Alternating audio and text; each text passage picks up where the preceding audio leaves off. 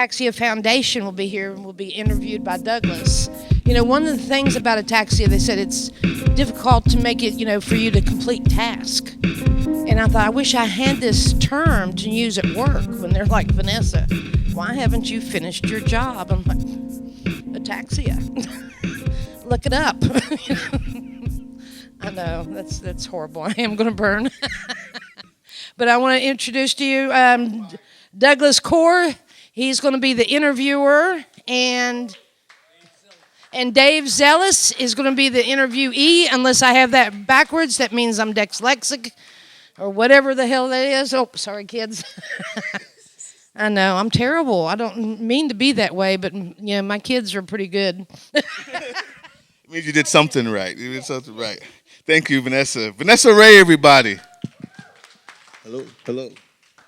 Mic 2 on? Mic 2? Hello, mic 2. All right, awesome. I'm back again, everybody. And Dave, what's your last name? Zilles, Dave Zilles. Dave Zilles is here with the National Ataxia Foundation. Correct. Okay, and like I'm sure a lot of people out there are like me. When we first decided to do something for every month, we knew, we have violence against women, we have domestic violence, we have the opioid problem, we have cancer, you have, what else have we done? Diabetes, we've done aphasia. Now, visually impaired, CVI came out. When we heard ataxia, I think everybody in the room, except for maybe Kirsten, said, what? Huh? A what?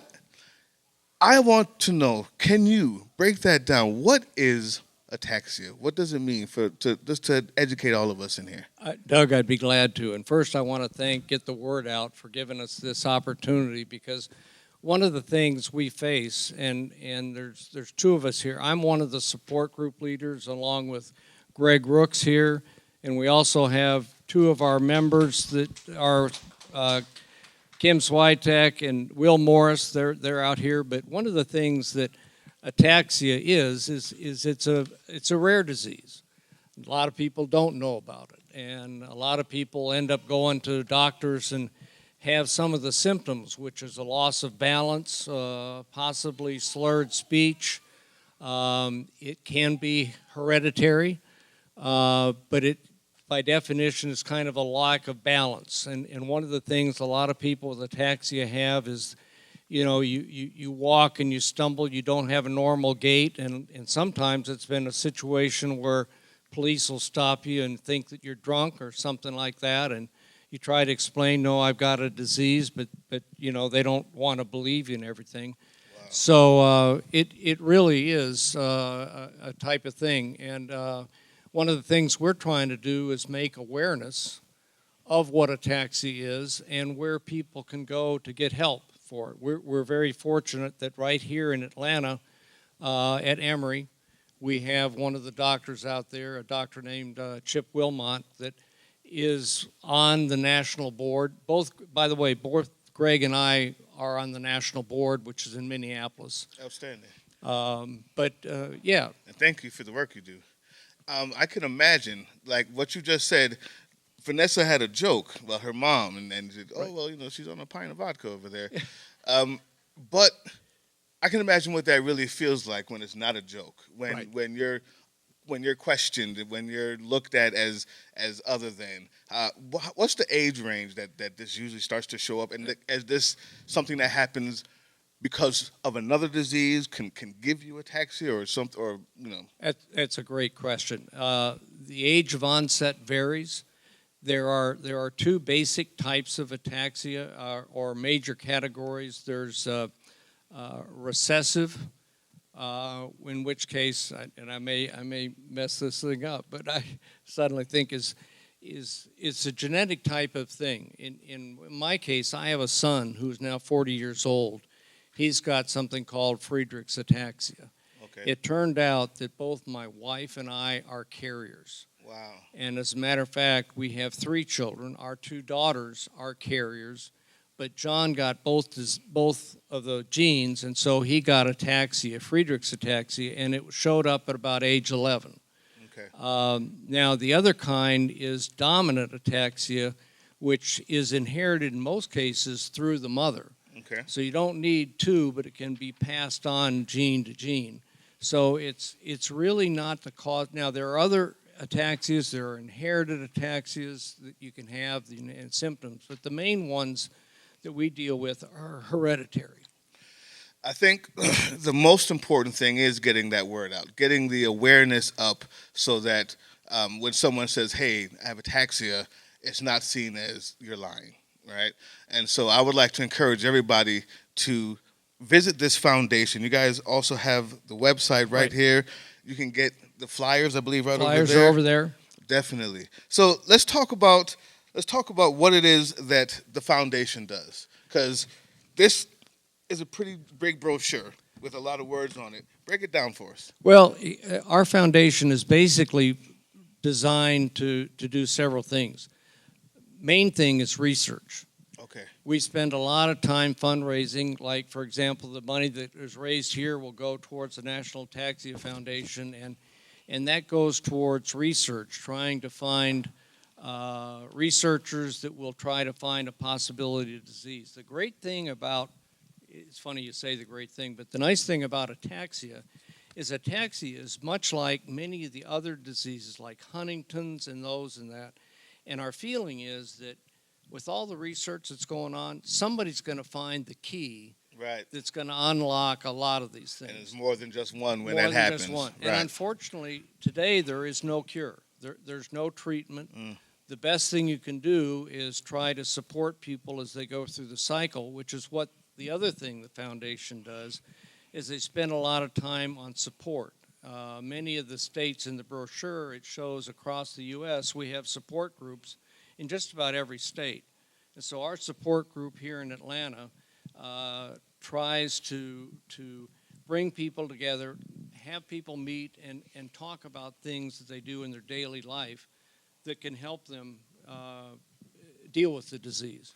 That's, I'm sure, emotional support as well. Yes. Right. So in the treatment, I just was reading here, and part of the treatment is physical therapy. Yes. As a common option.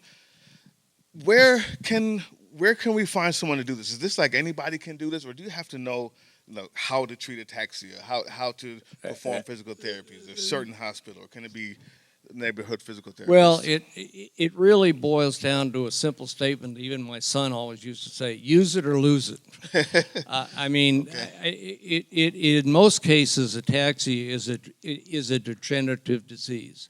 It affects your muscles. So what happens is people lose their capability to walk, capability to talk or move their arms. So anything that you can do to keep motion going along, as long you can, helps. A lot of the physical therapists understand those basic things. And as a matter of fact, one of the things we try to do is reach out to physical therapists and let them know about ataxia so that what they can do. And we've published, the foundation has published some exercises and things like that. But it really is use it or lose it. Well, speaking of that, use it or lose it, moving, exercise. I heard in September you guys are doing something awesome, and we hopefully can be a great big part of this. Talk about that. Well, I really do appreciate it. In September, in honor of what is called International Ataxia Awareness Day, which is September 25th, we have an annual walk and roll. And the purpose of that walk and roll is to raise money for the foundation. We have been very pleased. Typically, we get 100 people show up. It's out at the Shorty Howell Park. Okay. It's about 1.5 mile walk, simple walk around the park. It starts in the morning. We get everybody registered. We get together. We walk, and then we come back and we celebrate the day. And hopefully, we'll have the band out there playing as we come back in. But we have been very successful in raising almost $30,000 last couple of years. Awesome. Awesome. And nationally, we're not one of the biggest ones. Nationally, we raise almost $480,000 Outstanding. because we're there in L.A., Minneapolis, and around the country. But it's a great opportunity. The way we do it most is we have teams, and then we do a lot of letter writing, and we do Facebook, and people donate anywhere from $5 to $10. But, you know, they all add up. Yes, If you they get do. 100 Yes, they people do. at $10, that adds up. Exactly. So, yeah, I mean, the brochures are there, and we'd love to have you guys come out there and join us in the celebration. So, speaking of the donations, this is all free for everybody to come in, but we ask that you donate while you're here because that's what it's for. We're raising money for causes like this that really are trying to help people in need. And I think what you're doing is awesome. Well, thank you. So much, David.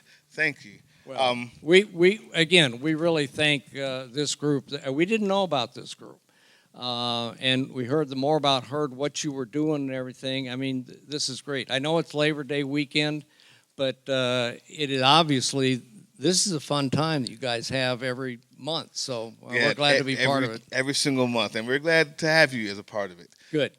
David, everybody. Thank you. Last name again? Zilles. Zilles. David Zilles. Sorry.